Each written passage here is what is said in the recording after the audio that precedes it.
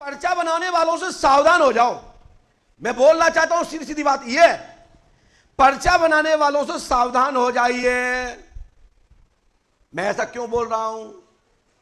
क्या मेरे पे कोई असर आ सकता? अरे मेरे ऊपर तो छोड़ो, हमारे आयुष्मान पर भी नहीं आएगा, हम पे तो बहुत बड़ी बात की बात है। हम लोग ओरिजिनल पढ़ निकल के निकले हैं, अपने गुरु का जूठन पाते हैं और गुरु में रमते हैं। इसलिए हमारे ऊपर उंगली रखने के नाते तो कई जन्म पर्चा लिखने वालों को लेना पड़ेगा। तो ये पर्चा बनाने वालों से सावधान हो जाओ। मैं किसी को इसलिए बोल रहा हूं, ये पर्चा बनाने वाली, मैं बोलता था ना तो आप लोगों को लगता था कि महाराज जी विरोध करते हैं, गुरु जी समाधान करते हैं, वो भी तो कर रहे हैं, वो भी तो कर रहे हैं, ये भी तो कर रहे हैं, समाधान ही तो कर रहे हैं। महाराज जी को ऐसा क्यों बोलना होता है, ऐसा क्यों बोलते हैं? देख लीजिए फेसबुक, देख लीजिए इंस्टाग्राम, देख लीजिए व्हाट्सएप और देखिए आप यूट्यूब, जहां पर्चे वालों की, पर्चा बनाने वालों की धज्जियां उड़ रही हैं और उनकी ट्रिक बाहर आकर के मजाक बन गया है। विदेश में तुम कुछ भी करते रहो, मूर्ख बनाते रहो, क्योंकि उन्हें हिंदी तो आती ही नहीं, तुम कर क्या रहे हो? मैं सही कह रहा हूं, मैं सही कह रहा हूं। जब भी कोई भी प्रमाण मिलता है, कोई भी संस्था देती है, वो अपने ऑन रिकॉर्ड ऑफिशियल पोर्टल पर दर्ज करती है। अभी तो बाजार में 500,000 रुपए में, जैसे हमारे यहां विवाह वाटिका घर मिलते शादी के लिए, ऐसे विदेशों में पार्लियामेंट के हॉल किराए पे मिलते हैं। लेकिन वाह भारतीय लोगों, अरे सनातनी हो, मैं जानता हूं हमारे आप सबके रग रग में सनातन है, लेकिन अंधकार में मत जियो, कुछ धरातल पर रह करके भी प्रैक्टिकल करो। पर्चा बनाना, जितने लोग भी भारत में पर्चा बना रहे हैं बरागति को छोड़कर, टोटल ट्रिक मैजिक के द्वारा ही लोगों को बेवकूफ बना करके, जैसे जादूगर एक सिक्का निकाल कर, गरी का गोला निकाल करके, मिश्री निकाल करके, छत्ता निकाल करके, बड़े बड़े मैजिक दिखा करके बेवकूफ बनाता है, उसी प्रकार बुंदेलखंड में पर्चे बनाने वाले लोग ट्रिक मास्टर होकर के लोगों को बेवकूफ बना रहे हैं। आप ज्यादा देखना चाहते हैं तो इतना लिखिए, पर्ची बनाने की ट्रिक और एक एक्सपोज। दर्द हो रहा है मुझे कि जब मैं बोलता था तो लगता था कि पंडों का सरकार को क्या करना है। आज 50 वीडियो आ गए हैं, चुल्लू भर पानी में डूब मरो, और 2-2 पैसे के लालच में भारत की मीडिया बिक करके बाबा, नकली बाबाओं को आडंबर का चोला पहना करके निर्मल बाबा की तरह ऊंचा पकड़ पहुंचाकर नीचे पटकने का काम करती है। ऐसे मीडिया को भी मैं थू करता हूं।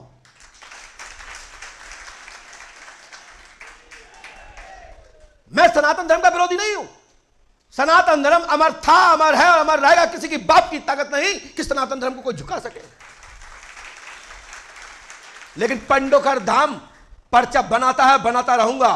कोई भी कम्युनिस्ट हो, कोई भी बौद्धिस्ट हो, किसी प्रकार का साइंस हो, विज्ञान हो, अध्यात्म के पर जो भी अंगली उठाते हैं कि पराविज्ञान नहीं है, दूरगामी शक्ति नहीं होती, तो पंडोकर धाम आओ, आपको सादर आमंत्रण है। देखिए, आप लोग यूट्यूब खोलिए, लिखिए पर्ची बनाने की ट्रिक, 50 वीडियो, कम्युनिस्ट धाराओं के अनेक अनेक प्रकार की संस्थाएं, सनातन धर्म आलोचक करने वाली उन संस्थाओं ने वीडियो जारी कर दिए हैं। और वही मैं बताता था तो मेरे चैनल पर स्ट्राइक, 12 चैनल और 12 उनकी मीडिया किराए के टट्टू, चोर और 2-2 पैसे के लिए समाज को दूषित करने का कार्य कर रहे हैं। ऐसी मीडिया का मैं सम्मान कभी ना करता था, ना करता हूं, ना करूंगा। हमने हमेशा सदैव उस मीडिया का सम्मान किया, उस नारद का सम्मान किया है जो वास्तविक में समाज सुधारने की बात, तर्कसंगत, वैज्ञानिक और जिसके पीछे योग, जिसके पीछे साइंस, जिसके पीछे विज्ञान जुड़ा हो, और उसकी कोई पुष्टि करता हो तो ऐसे को तो दुनिया नमन करती है, हम भी नमन करते हैं। बताइए भैया, जब मैं बोलता था तो आप लोगों को बुरा लगता था कि गुरुजी हो सकता है इसके लिए कह रहे हैं, हो सकता है इसके लिए कह रहे हैं, हो सकता है इसके लिए कह रहे हैं। गुरुजी को क्या करना है? गुरुजी को रोना आता है। मैं जानता हूं, मैं उस विषय का मास्टर हूं। जिस विषय का जो टीचर होता है ना, उसके सामने ही गधे मास्टर को प्रमाण पत्र मिलता है, बाय बाय होती है, तो मास्टर कहता है जिसको तो एक छोटा सा गणित तीन संख्या का जोड़ करना ना आता हो और उसको भाग का और उसका क्या बोलते हैं मल्टीप्लाई करने का और उसको बड़ा एक विज्ञान गणित की दर्जा प्राप्त हो जाए, तो आप उसको क्या कहोगे? उस टीचर को, जो उसका विषय का टीचर, उसको क्या कहोगे? उस बच्चा, उस टीचर के दिल पे क्या बीतती होगी? कष्ट होता है कि नहीं? मुझे 35 साल हो गए हैं, 35 वर्ष। मैं 6 वर्ष की उम्र से गुरु बना हूं और हमने ब्राह्मण होने के नाते चोला से लेकर के दक्षिणावृत्ति से लेकर के यहां तक का सफर किया है। मैं एक पूरा इतिहास, एक ग्रंथ लिख सकता हूं कि पराविज्ञान क्या है और पराविज्ञान के कितने और उपशाखाएं हैं जो तथाकथित चमत्कृत के रूप में एक भाग बन के तैयार है, जिसमें कोई मंत्र जगत नहीं है, कोई तंत्र जगत नहीं है, कोई यंत्र जगत नहीं है, मात्र आंखों की हेरा फेरी से लोगों को बेवकूफ बनाया जाता है। जहां हमने इस पर अध्ययन किया, जहां मैंने समझा, और मैं फिर भी कह रहा हूं कि जिसको लगता है कि पर्चा बनाने की कोई विधा भारत में नहीं है, तो पंडोकर धाम आए। ऐसे वीडियो डालने वालों को मैं पंडोकर धाम में सादर आमंत्रण, भोजन प्रसादी, रुकना ठहरना, 1 दिन 2 दिन 10 दिन 25 दिन 50 दिन, जितना समय आपको लगे उतने दिन की यहां व्यवस्था करके रुकने ठहरने की व्यवस्था निःशुल्क करूंगा। पंडोकर धाम आए। लेकिन ये नहीं आप डालें वीडियो बना के कि ये ट्रिक है। अरे दुनिया में सब ऐसे ही नहीं है। ऋषि महर्षियों को लोग पूछते आए, भगवान राम कृष्ण, बड़े बड़े साइंटिस्ट वैज्ञानिक लोग भी उस जमाने में भी धर्म को झुकते रहे। तुम्हारी औखादी क्या है? उन वीडियो बनाने वालों के लिए मैंने ये बात कही। लेकिन आप धन्यवाद के पात्र भी हैं कि आपने जगाने का कार्य किया है। इसके लिए आप साधुवाद है आपको कि आपके माता पिता ने जो पढ़ाया लिखाया, उसके लिए आप साधुवाद के पात्र हैं कि आपने तथाकथित कान्यमी महात्मा के रूप धारण करने वाले और ठगों के बारे में, आपने चीटरों के बारे में आपने ये वीडियो बनाए हैं, उसके लिए साधुवाद। लेकिन साथ ही आपको यह भी कहना चाहता हूं कि ये विज्ञान है, ये पराविज्ञान है, पराशक्ति होती थी। उसके लिए मैं आपको पंडोकर सरकार धाम में आमंत्रण करता हूं, साथ सम्मान बैठ करके हमको पढ़ें, देखें, समझें और एक वीडियो मेरे ऊपर भी बनाएं, पंडोकर सरकार के ऊपर भी बनाइए कि पंडोकर सरकार कैसे लिखते हैं, कैसे बताते हैं। लेकिन जिस बात को मैं पुष्टि करता था और टोकता था, डांटता था, वाजपेयी जी 50 वीडियो आ चुके हैं। अब बैठे बैठे डाउनलोड करिए, देखिए यूट्यूब पर पर्ची बनाने की ट्रिक एक्सपर्ट, मैंने उनको फ्रॉड करके ब्लॉग बना करके वीडियो वायरल हो गए हैं। लेकिन मीडिया देश की सो रही है, क्योंकि उन्हें तो पैसे लेकर के कसम खा रखी कि हमें तो नकली बाबाओं को ही बाय बाय कराना है, उन्हीं को वायरल करना है, क्योंकि उनसे एक मोटी रकम आती है। लेकिन सब मीडिया नहीं, ऐसी देश की अच्छी मीडिया जाग रही है, तो वो यूट्यूब पर जाकर के ये वीडियो को पढ़ो और देखो कि किसके लिए इंडिकेटर कर रही है, उसको समझो। अरे यही भारत का, देश का मीडिया कर्मी, एक पत्रकार बिकता है और वो कहता है कि बाबा ने मेरे बारे में सब सही बता दिया, और उसकी ट्रिक पकड़ी जा रही है। उसकी जबान भी कहती है कि मैं जो देख रहा हूं ये सही नहीं है, वो खुद ही कह रहा है अपने मुंह से। लेकिन मीडिया वाले लोग उसको नहीं सुन रहे हैं। वो कह रहे हैं कि वो कह रहा है, आगे के पार्ट में झूठ बोल रहा है कि जो मैं देख रहा हूं वो सही नहीं है, लेकिन बाबा की जय हो। तो जय को बढ़ाया जा रहा और उसी के निकले हुए शब्द को नहीं इंडिकेट कर रहे हैं। ऐसे पर्चा बनाने के ऊपर भी पंडोकर सरकार पहले भी क्वेश्चन मार्क लगाता था, आज भी लगाया है। मैंने वर्ष 2024 में भी इस पर एक प्रतियोगिता की थी, 2025 में भी आह्वान किया था। सावधान हो जाइए, पढ़े लिखे हो आप, अनपढ़ नहीं हो। समझिए, जानिए कि आपके बीच में किसको बैठा दिया। डी में से सी खड़ा हो जाए, सी में से पी खड़ा हो जाए, काला हो जाए, सफेद हो जाए, हरा हो जाए, और अचानक कोई कहते कि मेरा पर्चा बना दो, तो बाबा की ठुस। बोले अभी आपने वाईफाई में नहीं आया और आपने 21 नारियल नहीं बांधे, आपने 50 पैसे नहीं करी, तो नंबर नहीं आएगा। तो फिर लागू तो ये और बी और सी में भी तो है कि लाल वाला खड़ा हो जाए, क्या उसने बांधा था? क्या 21 बार की आपके पास जानकारी है कि वो 21 बार आया? तो बेटा मैं जिला भिंड का हूं, मैं बेवकूफ तो हूं नहीं।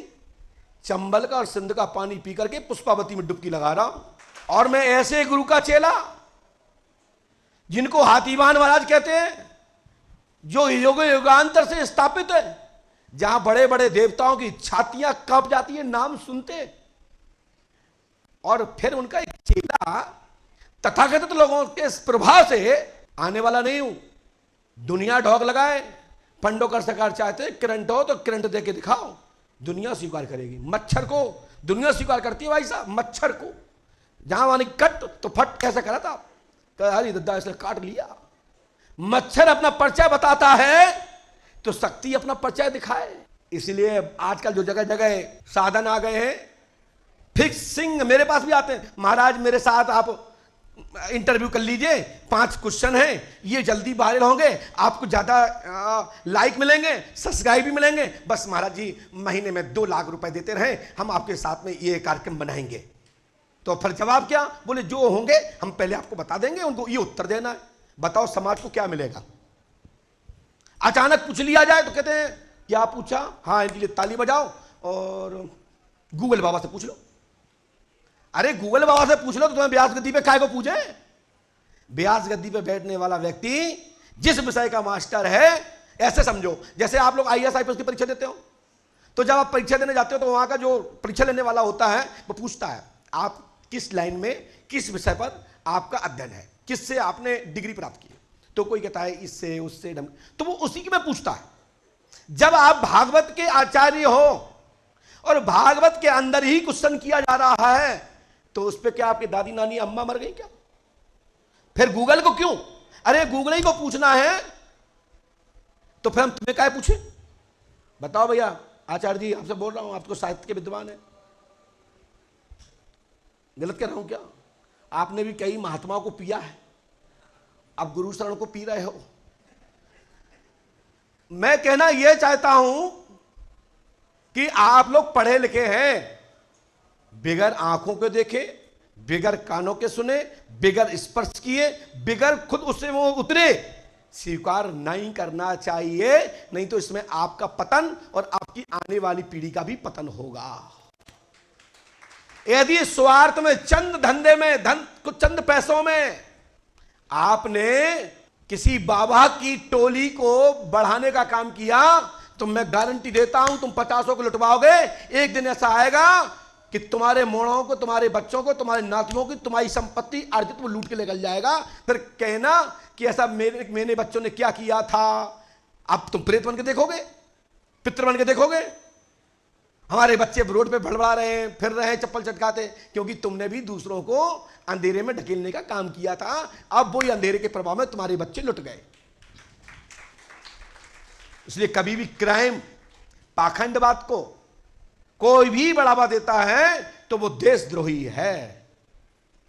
मेरे ऊपर कोई प्रभाव नहीं पड़ता, हमारा तो सीधा सीधा काम है, एक हाथ दे एक हाथ ले। हम फ्री वाले बाबा नहीं है कि तथास्तु तथास्तु ना, मैं कहता हूं पहले दे और फिर ले। मेरे पास टाइम नहीं है, ना आज टाइम है ना कल टाइम है।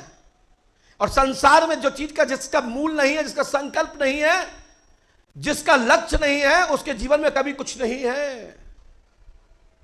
संसार में कोई भी वस्तु खरीदना है भाई साहब, किसी वास्तविक दुकान पर जा रहे हो और दुकानदार के सामने ग्राहक बन के जा रहे हो तो मूल देना पड़ेगा, तभी वो वस्तु मिलती है। यदि आपका परिचय, परस्पर कोई संबंध है तो भला ही फ्री लाओ, लेकिन वो सबको नहीं मिलती। हमारे यहां भी देखो फ्री वाले आगे बैठे, आपको लग रहा होगा कि ये बड़े बड़े डिमांड पैसे वाले बैठे, नो, लेकिन हमसे ले नहीं जा पाते कुछ भी। अपना तो सीधा सीधा सिस्टम है, बैठ लो लेके जाओगे। बातों से कुछ नहीं मिलता, मिलता है स्पर्श से, मिलता है दक्षिणा से, मिलता है संकल्प से। हमारे यहाँ हवन भी होता है तो मास्टर ध्यान रखना सभी लोग, वो कहते हैं हवन संपूर्ण हुआ, संकल्प लीजिए।